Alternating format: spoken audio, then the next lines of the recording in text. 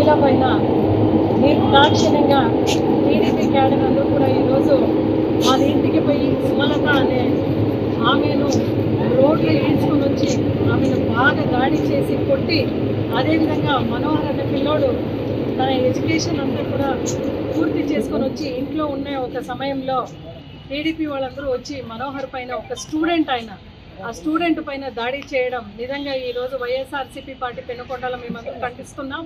గతంలో కూడా ఇదే కంచి సముద్రంలో నా ఎస్సీ సోదరి పైన దాడి జరిగితే ఆ దాడి జరిగి ఇంకా 10 రోజులైంది. ఇప్పుడు బీసీల పైన దాడి చేస్తున్నారు.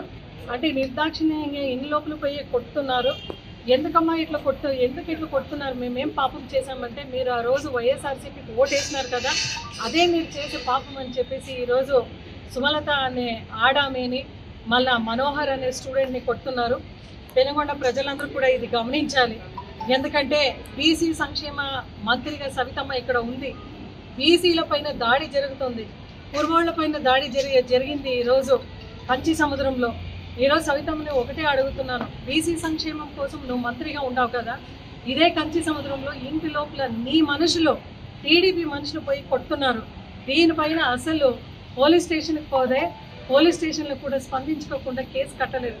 వాళ్ళందరూ కూడా ఈరోజు మంత్రి ఇలాఖాలో ఆమె డైరెక్షన్స్ పైన పోలీసులు కూడా ఆమె మాట వినడం నిజంగా చాలా చాలా దురదృష్టకరం. ఎందుకంటే ఈ భారతదేశం పెద్ద ప్రజాస్వామ్యంకు చెందిన దేశం.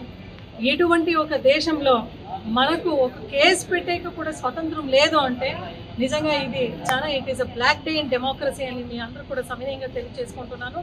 పోలీస్ వాళ్ళందరికీ కూడా చెప్తున్నాం, నిన్న జరిగిన సంఘటన అప్పుడే Penukonda government hospital to Hindupur government హాస్పిటల్కి రెఫర్ చేశారు.